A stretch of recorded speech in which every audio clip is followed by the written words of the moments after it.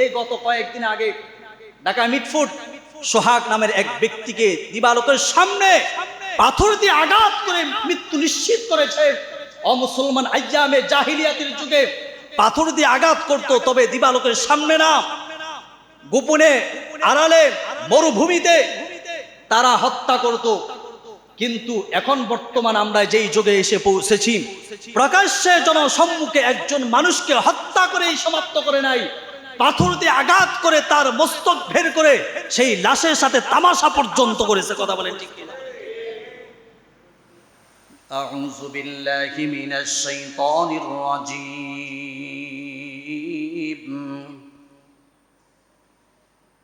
বিসমিল্লাহির রহমানির রহিম। وورث سليمان داود وقال يا أيها الناس علمنا منطق الطير وأوتينا من كل شيء إن هذا لهو الفضل المبين। আল্লাহ রাব্বুল আলামিন বলেন, ওয়ারিসা সুলাইমান দাউদ, আমি সুলাইমানকে দাউদের উত্তর অধিকারী বানিয়েছি। আমি সুলাইমান আলাইহিস সালাতু ওয়াস সালামকে দাউদ আলাইহিস সালাতু ওয়াস সালামের উত্তর অধিকারী বানিয়েছি। দাউদ আলাইহিস সালাতু ওয়াস সালামের সন্তান ছিল 19 জন। কয়জন? 19 জন সন্তান ছিল। এখানে উত্তর অধিকারী বলতে আমরা কি বুঝি? যে আমার বাবা মারা গেছে, আমার বাবা রেখে যাওয়ার সম্পদ আমরা 5 ভাই, 5 ভাইয়ের ভিতরে বন্টন হবে, এটাই তো উত্তর অধিকারী বুঝি না? নবীরা কোনো উত্তর অধিকারী ধন সম্পদ রেখে যায় না, টাকা পয়সা রেখে যায় না। নবী সুলাইমান আলাইহিস সালাতু ওয়াস সালামের পিতা দাউদ আলাইহিস সালাতু ওয়াস সালাম, উনি একজন নবী ছিলেন। শুধু নবী, একজন জলিল কদর নবী ছিলেন। আল্লাহ রাব্বুল আলামিন ওনাকে এত শক্তি দান করেছেন, এমন মুআজিজা দান করেছেন, উনি যখন লোহা ধরত সাথে সাথে মোমের মতো গলে যেত। সুবহানাল্লাহ, আস্তে কইলেন। আমরা কেউ আসি ধরলে মোমের মতো গলে যাইত, উনি লোহা ধরলে সাথে সাথে মোমের মতো গলে যাইত। এই মুআজিজা আল্লাহ ওনার দান করেছে। মুআজিজা আর কারামত তো বুঝেন আপনারা? এটা তো অনেকেই পেছ লাগায় ফেলায়। মুআজিজা এক জিনিস আর কারামত হলো আরেক জিনিস। মুআজিজা বলা হয় যেগুলো নবী রাসূল থেকে প্রকাশ হয়, অলৌকিক ঘটনা, এগুলোকে বলা হয় মুআজিজা। যেমন আমাদের নবী মুহাম্মদুর রাসূলুল্লাহ, সকলেই পড়ি সাল্লাল্লাহু আলাইহি ওয়াসাল্লাম। নবীর নাম যখন আসবে তখন একবার সাল্লাল্লাহু আলাইহি ওয়াসাল্লাম বলা ওয়াজিব। তো আল্লাহ রাসূল সাল্লাল্লাহু আলাইহি ওয়াসাল্লাম আকাশের দিকে শাহাদাত আঙ্গুল দিয়ে ইশারা করার সাথে সাথে চাঁদটা দ্বিখণ্ডিত হয়ে গেছিল না? এটা হলো মুআজিজা। নবীর সাথে পাহাড় কথা বলতো, গুইসাপ কথা বলতো। নবীজির চাচা আবু জাহেল গুইসাপ বাক্স করে নিয়ে আসছে। মুহাম্মদ, তুমি যদি বলতে পারো এটার ভিতরে কি আছে, তাহলে তোমার হাতে হাত রাইখা বাইয়াত হইয়া কালিমা পড়ে মুসলমান হয়ে যাবে। তাই নাকি? কয় হ্যাঁ। আল্লাহ রাসূল বলেন, চাচা যদি এমনটা হয়, আমি না বলে যদি বাক্সের ভিতরে কি আছে এই যদি বলে দেয় আমি কে, তাহলে বিষয়টা কেমন? কইটা তো আরো বড়। আল্লাহ রাসূল বাক্সর দিকে ইশারা করলেন, সাথে সাথে বাক্স থেকে গুইসাপ বের হয়ে বলেন, আসসালাতু ওয়াসসালামু আলাইকা ইয়া রাসূলুল্লাহ। আবু জাহেল, তুমি তো চিল্লা না, তোমার ভাতিজা মুহাম্মদুর রাসূলুল্লাহ, সারা বিশ্বের নবী, সমস্ত নবী রাসূলদের মাথার মুকুট। জোরে কোন সুবহানাল্লাহ। গুইসাপ সাক্ষী দিয়েছে। আকাশের মেঘ, একখণ্ড মেঘ বিশ্ব নবীজিকে ছাতির মতো ছায়া দিয়েছে। পাহাড় কথা বলেছে। এক মহিলা বিশ্ব নবীজির নবুয়াতে পেশ করার জন্য দুধের সন্তানকে নিয়ে বিশ্ব নবীজির দরবারে গেছেন যে আজকে মুহাম্মদ রে একটা তহমত দিব। তো মহিলা যখন তার দুধের বাচ্চা সন্তানকে নিয়ে যখন আল্লাহ রসুলের দরবারে গেলেন, বিশ্ব নবীজিকে দুধের বাচ্চা দেখার সাথে সাথে সালামের আওয়াজ দিয়ে দিচ্ছে। মা বলতেছেন, এই সন্তান, তুমি তো এখনো ভালো করে কতই বলতে পারো না, আমার স্তনে দুধ পান করো, তুমি কেমনে কথা বললা? বলে, মা, তুমি যার সামনে দাঁড়িয়ে আছো তিনি হচ্ছেন ওমা আরসালনাকা ইল্লা রাহমাতাল লিল আলামিন, যিনি গোটা দুনিয়ার জন্য রহমত। মা, তুমি তাকে চিনতে পারো নাই। সাথে সাথে ওই মহিলা সেখানেই কালিমা পড়ে মুসলমান। মুহতারাম হাজরিন, এগুলো হলো আল্লাহ রসুলের মুআজিজা। তো বলছিলাম মুআজিজা আর কারামতের মধ্যে পার্থক্য। মুআজিজা হলো নবীদের কাছ থেকে যেটা অলৌকিক ঘটনা ঘটে, এটা হলো মুআজিজা। আর কারামত হলো পীর মাশায়েখ বুজুর্গদের কাছ থেকে যেই সমস্ত অলৌকিক ঘটনা ঘটে, এগুলো বলা হয় কারামত। তাহলে মুআজিজাও বুঝলাম, কারামতও বুঝলাম, পেছ লাগানোর দরকার নাই। অনেক বুজুর্গরা আছে যে পানি পড়া দিছে, মানুষ মনে করছে ধরো পানি পড়ে দেখি। আমি দেখি নাই, আমার আব্বার কাছে শুনেছি। আমার বাড়ি তো লাদুর চরপাড়া। ওই এলাকার একজন বড় হুজুর ছিল আব্দুর রহমান, বড় হুজুর রহমাতুল্লাহর নাম শুনছেন নি আপনারা? পুরা ঢাকার ভিতরে উনি একজন আল্লাহওয়ালা বুজুর্গ মানুষ ছিল, অনেক বড় বুজুর্গ। আমি ওনারে দেখছি, আমি সচক্ষে ওনারে দেখছি। উনি যখন ইন্তেকাল করেছেন, ওনার চেহারাটা হলুদ বর্ণের হয়ে গেছিল। উনি তো জান্নাতি মেহমান, দুনিয়াতেই প্রমাণ। তার একটি বাস্তব প্রমাণ হলো, ওই সময় তো মাইকও ছিল না এত, আজকের থেকে 20-25 বছর। আমি তখন ছোট ছিলাম, বুঝি 6-7 বছর বুঝি। তো হুজুর যখন মারা গেছেন, ওই সময় মোবাইলের যুগ এত বেশি ছিল না, যোগাযোগের মাধ্যমে এত বেশি ছিল না। তো হুজুর যখন মারা গেছেন, মানুষ চতুর্দিক থেকে একেবারে পঙ্গপালের মতো আসছে। এখন মাদ্রাসা যে মাঠ আছে, হুজুরের মাদ্রাসা আছে দাওরা পর্যন্ত, মহিলা পুরুষ কোনোটা দাওরা পর্যন্ত, আমাদের বাড়ির পাশে। এই মাঠের জায়গা হচ্ছে না, সংকলন হচ্ছে না। এখন এত লোক একসাথে কিভাবে জানাজা পড়বে? পাশেই বিশাল বড় জমি ছিল। আগে দেখতেন আমাদের সোনারগাঁয়ে বেশি গম বাই নাই তো, ভুট্টা বাই নাই তো, এখন এগুলো কম দেখা যায়। তো সবে মাত্র গম বাই নাইছে, চারাগুলো এতটুকু বড় বড় হয়েছে। তো মালিকের কাছে গিয়া বলতেছে, হুজুরের জানাজার জন্য মানুষ সংকলন হচ্ছে না, যদি আপনাদের জমিগুলো একটু দিয়া দিতেন তাহলে আমাদের জন্য সহজ হতো। প্রয়োজনে আপনারা যেই টাকা খরচ করছেন আমরা দিয়া দিব। আলহামদুলিল্লাহ। ওই মালিক বলতেছেন, না, হুজুরের জন্য আমাদের টাকা পয়সা লাগবে না, দরকার হলে এক সিজনের ফসল আমাদের মায়ের যায়। তো খোলা ময়দানে জমিতে চাষাবাদ করছে, ওই জায়গায় জানাজা শুরু হয়েছে। মানুষের পায়ে একেবারেই গাছগুলো থেতলায় গেছে, মাটির সাথে মিশে গেছে, গাছই দেখা যায় না, একেবারে এমন ভাবে মিশে গেছে। তো আলহামদুলিল্লাহ, ওই বছর এত বেশি পরিমাণ ওই জমিগুলোতে ফসল হয়েছে, আমরা জীবনে এত পরিমাণ ফসল আর এই পর্যন্ত দেখি নাই। মানুষ কল্পনাও করতে পারেনি এত বেশি পরিমাণ ফসল হয়েছে। যেখানে গম ধরলাম 1 মণ হয়েছে, ওই জায়গায় গম হয়েছে 5 মণ। তো এগুলো হলো কারামত। তো আমার আব্বার কাছে শুনেছি, আমাদের একটা গরু ছিল, এই গরু চোরে নিছে গা। তো হুজুরের কাছে গেছে, গিয়া বলতেছে, হুজুর ছেলেগুলোর মাদ্রাসায় পড়ায়, গরিব মানুষ, তো আমার তো গরুটা নিয়ে গেছে গা, একটু আপনি আমার জন্য দোয়া করে দেন গরুটা যেন। তো হুজুর একটা তাবিজ দিছে, ঘরে লটকায় রাখছে। 7 দিন পর আবার চোরে এই গরু দিয়ে গেছে, হজম করতে পারে না। এটা আমার আব্বার নিজের মুখ থেকে শোনা। একজন পানি পড়া নিয়ে আসছে হুজুরের কাছে, গেছে, হুজুরের কাছে আসলাম এত দূর থেকে, 1 গ্লাস পানি ভরা দিছে দাও। এই পানি পাশে পুকুর ছিল, পুকুরে ফালাই দিছে। ফালাই দেওয়ার সাথে সাথে ওই পুকুর থেকে আগুন জ্বলে উঠছে।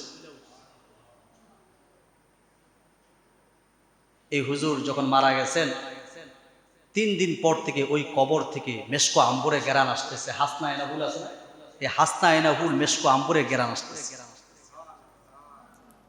হুজুর এখনো শুয়ে আছেন, অনেক বড় বুজুর্গ মানুষ ছিল, আল্লাহ ওয়ালা মানুষ ছিল।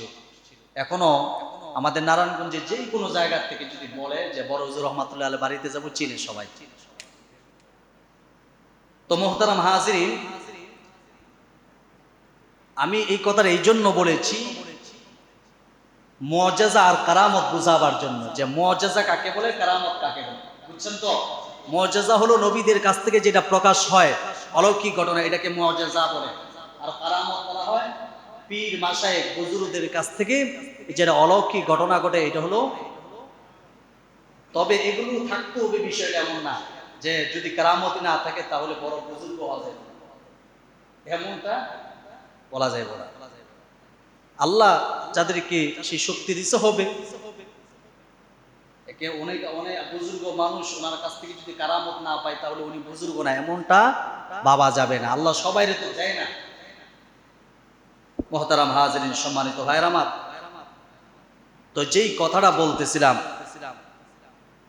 নবীদের উত্তর অধিকারী কি বলতে কি বুঝায়? সম্পদই সালামের উত্তর অধিকারী হযরতে সুলাইমান আলাইহিস সালাতু ওয়াস সালামকে আল্লাহ বানিয়েছেন। মনে আছে তো? আমার কথাগুলো বুঝতে হবে, মাঝখান দিয়ে আইলে বুঝবেন না। হযরতে দাউদ আলাইহিস সালাতু ওয়াস সালামকে যদি উত্তর অধিকারী সম্পদই হইতো, তাহলে দাউদ আলাইহিস সালাতু ওয়াস সালামের 19 জন সন্তান ছিল, এখানে কেন হযরতে সুলাইমান আলাইহিস সালাতু ওয়াস সালামের কথা বলছি? তাহলে বোঝা গেল সম্পত্তি না। দাউদ আলাইহিস সালাম উত্তর অধিকারী বলতে যে ওনার যে নবুয়াতের দায়িত্ব ছিল, আল্লাহ রাব্বুল আলামিন এই নবুয়াতের দায়িত্ব হযরতে সুলাইমান আলাইহিস সালাতু ওয়াস সালাম করে দিয়েছেন। এখন আসুন, আল্লাহ বলেন ওয়ারিসা সুলাইমান দাউদ ওয়া ক্বালা ইয়া নাসু উল্লিমনা মানতিকাত তায়র।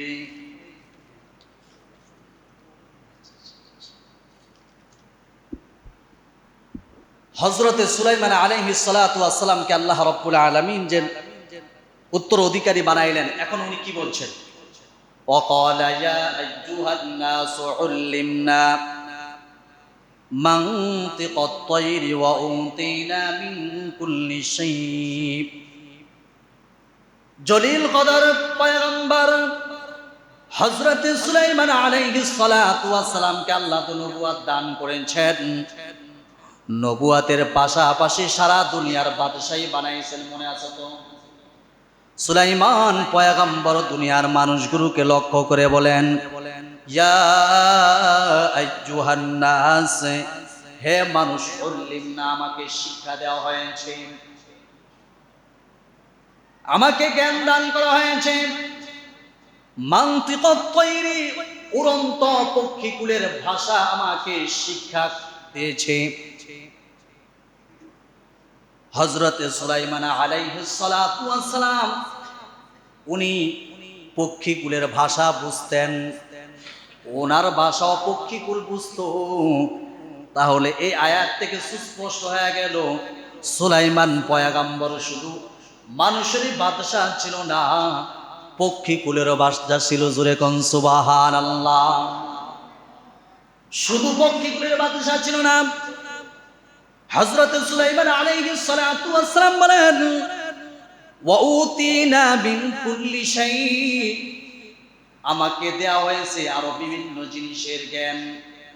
অর্থাৎ দুনিয়ার যত মাখলুক আছে সব মাখলুকের ভাষা আমি বুঝতাম, আমার ভাষাও তারা বুঝতো। এই আয়াত থেকে সুস্পষ্ট হয়ে গেল আল্লাহর নবী হযরতে সুলাইমান পয়গম্বর শুধু নবী ছিলেন না, দুনিয়ার মানুষের বাদশা ছিলেন না, জিনের বাদশা ছিলেন না, আল্লাহ রাব্বুল আলামিন সারা পৃথিবীর মাখলুকের বাদশা বানাইছেন। জোরে জোরে কোন সুবহানাল্লাহ। উনি এই বাদশাহী প্রমাণ পান, আল্লাহর কাছে শুকর আদায় করে, ইন্না হাযা লাহুল ফাদলুল মুবিন, নিশ্চয় ইহা হলো সুস্পষ্ট শ্রেষ্ঠত্ব আল্লাহ আমারে দান করেছেন। মুসলমান ভাইয়েরা আমার, আয়াত থেকে সুস্পষ্ট হয়ে গেল আল্লাহর নবী হযরতে সুলাইমান পয়গম্বর নবীও ছিলেন, বাদশাহ ছিলেন। এখন আপনারাই বলেন, বাদশার সাথে সৈন্যবাহিনীর প্রয়োজন আছে না নাই? একটা দেশ পরিচালনা করার জন্য র্যাব বাহিনী থাকে, সেনাবাহিনী থাকে, পুলিশ বাহিনী থাকে, আর্মি বাহিনী থাকে, অনেক ধরনের বাহিনী থাকে। প্রশ্ন করতে পারেন হযরতে সুলাইমান আলাইহিস সালাতু ওয়াস সালামের কি কোনো বাহিনী ছিল না? আমার মুখের কোনো ভাষা না। আল্লাহ রাব্বুল আলামিন বলছেন ওয়াহশিরা লিসুলাইমানা জুনুদুহু মিনাল জিন্নি ওয়াল ইনসি ওয়াত তায়রি ফাহুম ইউজাউন। হযরত সুলাইমান আলাইহিস সালাতু ওয়াস সালামের সামনে তার যত বাহিনী আছে সব বাহিনীকে সমবেত করলো। তার বাহিনী বলতে কেমন বাহিনী?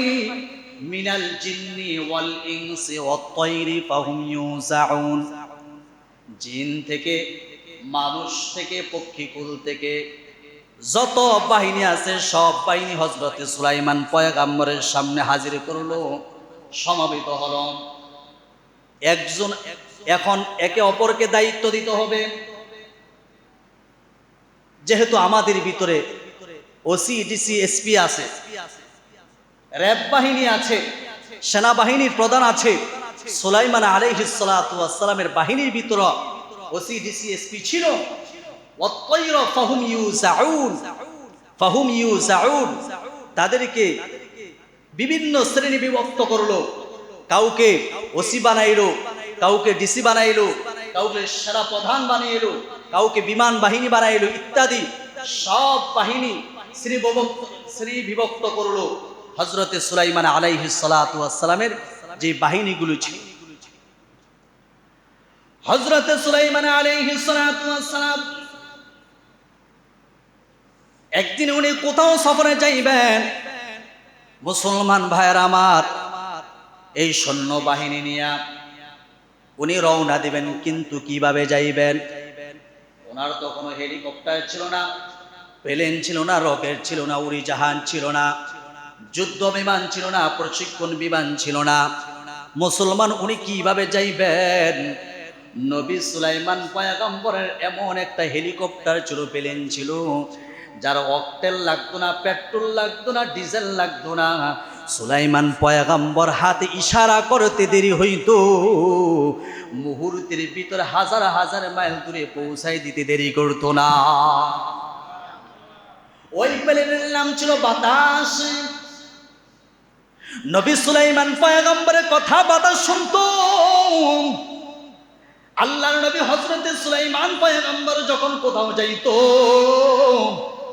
বাতাসকে যদি আদেশ করতো, বাতাস আমি অমুক মিটিংয়ে যাব, বাতাসের উপর চড়ে বসতে দেরি হইতো, মুহূর্তের পিতে ওই সমাবেশের জায়গায় পৌঁছাইতে দেরি হতো না। জোরে জোরে কোন সুবহানাল্লাহ। মুহতারাম হাজরিন, ওনারাও বাদশা, আমরাও বাদশা। ওনারাও রাষ্ট্র ক্ষমতা চালিয়েছেন, আমরাও রাষ্ট্র ক্ষমতা চালাই। ওনাদের কথা বাতাস শুনতো, তারপরও অহংকারী ছিল না, তাকাব্বুরি ছিল না। হযরত সুলাইমান আলাইহিস সালাতু ওয়াস সালাম বাতাসকে আদেশ করলেন, শত শত সৈন্যবাহিনী নিয়ে রওনা দেয়। হাত্তা ইদা আতাও আলা ওয়াদিন নাম, যেতে যেতে এক পিপিলিকার এলাকায় গিয়ে পৌঁছাইল। এই দৃশ্য যখন একজন পিপিলিকা দেখল, দেখার সাথে সাথে মনে মনে চিন্তা করেন, নবী সুলাইমান পয়গম্বরের যে সৈন্যবাহিনী নিয়ে আসতেছে, এই সৈন্যবাহিনীর অজান্তে তাদের পায়ের নিচে যদি আমাদের পিপিলিকার দল পড়ে, নিশ্চিত তারা মারা যাবে। এই জন্য পিঁপড়া তার জায়গা থেকে সমস্ত পিপিলিকাকে ডাক দিয়ে বললেন, ক্বালাত নামলাতুন ইয়া আইয়ুহান নামলু দুখুলু মাসাকিনাকুম লা ইয়াহতিমান্নাকুম সুলাইমানু ওয়া জুনুদুহু ওয়া হুম লা ইয়াশউরুন। পিঁপড়া ডাক দিয়ে কয়ে, পিপিলিকার দল, তাকায় দেখো, নবী সুলাইমান পয়গম্বরের দল বললি আসতেছে। যদি জীবন বাঁচাইতে চাও তাহলে তোমরা নিরাপদ স্থানে চলে যাও, যার যার বাসস্থানে চলে যাও, ঘরের ভিতরে ঢুকে যাও। উনি ওয়ার্নিং জারি করলো, যদি নিজেকে বাঁচাইতে চাও, নিজের সন্তানকে বাঁচাইতে চাও, নিজের পরিবারকে বাঁচাইতে চাও, তাহলে তোমরা যার যার বাসস্থানে চলে যাও। অন্যথায় নবী সুলাইমান পয়গম্বরের সৈন্য বাহিনীর অজান্তে তাদের পায়ের নিচে পড়ে গেলে তোমরা নিশ্চিত মারা যাইবা। একটা পিঁপড়ার থেকে শিক্ষা গ্রহণ করেন, তার স্বজাতি ভাইকে বাঁচানোর জন্য সে এলান করলো, হে পিঁপড়ার দল, আমার স্বজাতি ভাইরা, নিজেকে এবং নিজের পরিবারকে বাঁচানোর জন্য তাড়াতাড়ি তোমরা গর্তের ভিতরে ঢুকে যাও। নবী সুলাইমান পয়গম্বর আসতেছেন, যদি তোমরা নবী সুলাইমান পয়গম্বরের সৈন্য বাহিনীর পায়ের নিচে পড়ো, নিশ্চিত তোমরা মারা যাইবা। তার স্বজাতি ভাই ছোট্ট একটা ক্ষুদ্র প্রাণী, পিঁপড়া কি অনেক বড় নাকি? ছোট্ট একটা মাখলুক, সে তার ভাইয়ের দরদি দরদি হইয়া এলান করলো। আর আমরা মুসলমান আশরাফুল মাখলুকাত, আমরা কে কার কত ক্ষতি করতে পারি এই কাজে আমরা ব্যস্ত। কথা বলেন ঠিক কি না? এই কাজে আমরা ব্যস্ত। তার নিজের ভাই, স্বজাতি ভাই, আপন ভাইও না, স্বজাতি ভাই, ভাইকে বাঁচানোর জন্য সতর্ক করলেন, তাড়াতাড়ি গর্ভের ভিতরে ঢুকে যাও।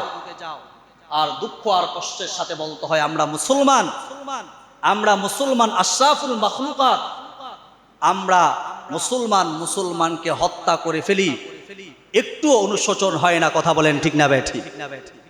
একজন আরেকজনকে মেরে ফেলি, একজন আরেকজনকে মেরে ফেলি, শুধু মেরেই সমাপ্ত করি না, প্রকাশ্যে দিবালোকের সামনে পাথর থেকে আঘাত করে আমরা একজন মুসলমানকে হাজারো লোকের সম্মুখে দিনে দুপুরে হত্যা করি। এমন ইতিহাস বাংলার জমিনে আছে না নাই?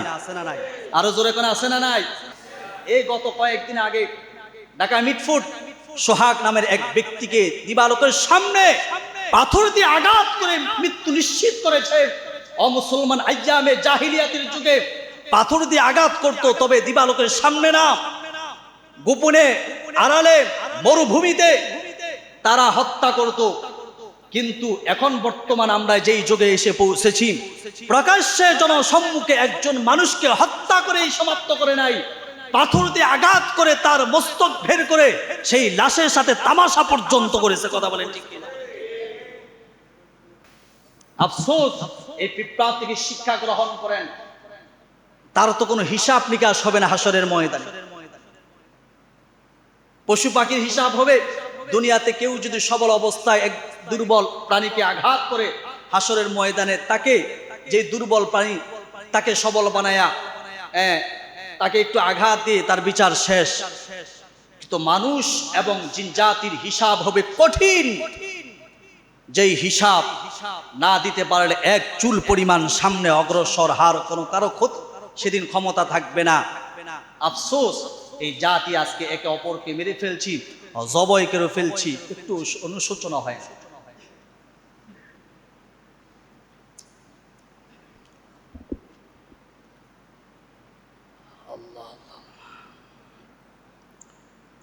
তো পিঁপড়া তার স্বজাতি ভাইদেরকে বলতেছেন, তোমরা নিজেরা বাঁচতে হলে তাড়াতাড়ি তোমরা গর্তের ভিতরে ঢুকো।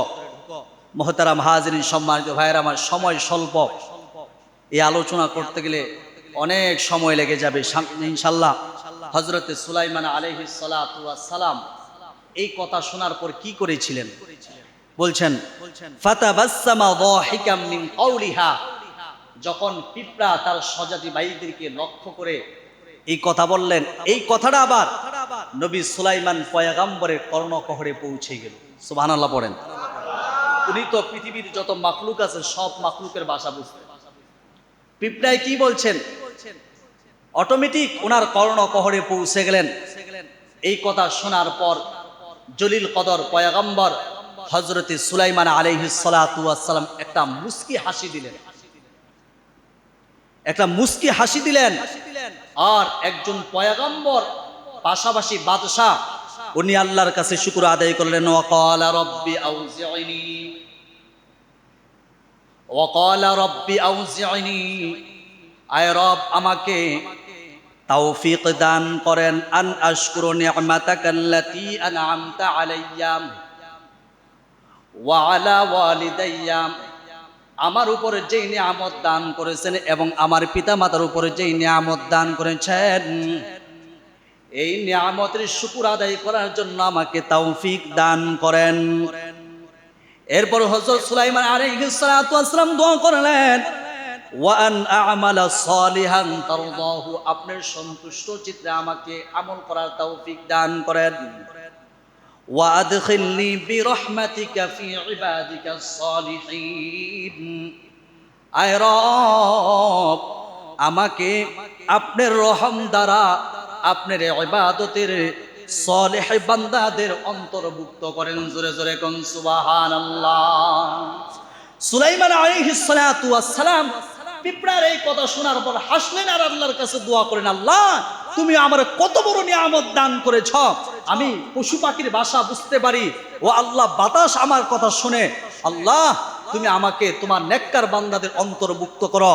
ও মুসলমান ভাইয়ের আমার, এখন দেখা যায় আমরা ক্ষমতা পাওয়ার পর অন্ধ হয়ে যাই। কথা বলেন ঠিক কিনা? আমরা অন্ধ হয়ে যাই, আমরা মানুষকে মানুষ মনে করি না। 2000 ছাত্রদেরকে হত্যা করার পরে তারা আবার কিভাবে বাংলাদেশে ক্ষমতা অর্জন করতে চায়, সেইটাই আমাদের প্রশ্ন। কথা বলেন ঠিক কিনা? আল্লাহর নবী হযরত সুলাইমান আলাইহিস সালাতু ওয়াস সালাম থেকে শিক্ষা গ্রহণ করেন। এই 56,000 বর্গ মাইলকে শুধু শাসন করে নাই, সারা পৃথিবীর রাজত্ব শাসন করার পর একদিনও নামাজ ছাড়ে নাই, তাহাজ্জুদের নামাজ ছাড়ে নাই। ক্ষমতার বস্তুতে বসে আল্লাহর কাছে কান্না করেছেন, আল্লাহ যদি আমি তাদের হক আদায় না করতে পারি, হাসরের ময়দানে আল্লাহর কাছে ধরা খেয়ে যাব। হযরতে ওমর ফারুক রাদিয়াল্লাহু তাআলার নাম শুনছেন না আপনারা? নবীজির হাতে গড়া সাহাবী হযরতে ওমর রাদিয়াল্লাহু তাআলা অর্ধজাহানের খলিফা ছিল। উনি বলতেছেন, আমি ক্ষমতা থাকা অবস্থায় যদি নদীর পাশে একটা বাঘ কোনো বকরিকে খেয়ে ফেলে, এই জন্য আল্লাহর কাছে আমাকে জবাবদিহিতা করতে হবে। ও মুসলমান, তারাও বাদশাহ, আমরাও বাদশাহ। কই হলো আইয়ুব খান, কই হলো সিঙ্গেল ফান, ঠিক না? কই হলো আইয়ুব খান, কই হলো সিঙ্গেল ফান। অতএব তাদের কাছ থেকে শিক্ষণীয় বিষয় হলো তারা কিভাবে রাষ্ট্র চালিয়েছেন। আমরা যেহেতু কোরআন মানি, কোরআনকে ভালোবাসি, ইনশাআল্লাহ আগামী জুমায় হযরতে সুলাইমান আলাইহিস সালাতু ওয়াস সালাম কিভাবে সামনে অগ্রসর হয়েছেন, কার সাথে দেখা হয়েছে। একটা পাখি আছে হুদহুদ পাখি, চমৎকার ঘটনা। ওই হুদহুদ পাখিকে আল্লাহ রাব্বুল আলামিন কি শক্তি দান করেছেন, ওই হুদহুদ পাখি কি খবর নিয়ে আসছেন, সামনে ইনশাআল্লাহ আগামী জুমায় বলবো। আগে আগে চলে আসবেন। আল্লাহ রাব্বুল আলামিন আমাদের সবাইকে আমল করার তৌফিক দান করুক, বলুন আমিন। আমরা যারা সুন্নত নামাজ পড়ি নাই, যারা সুন্নত নামাজ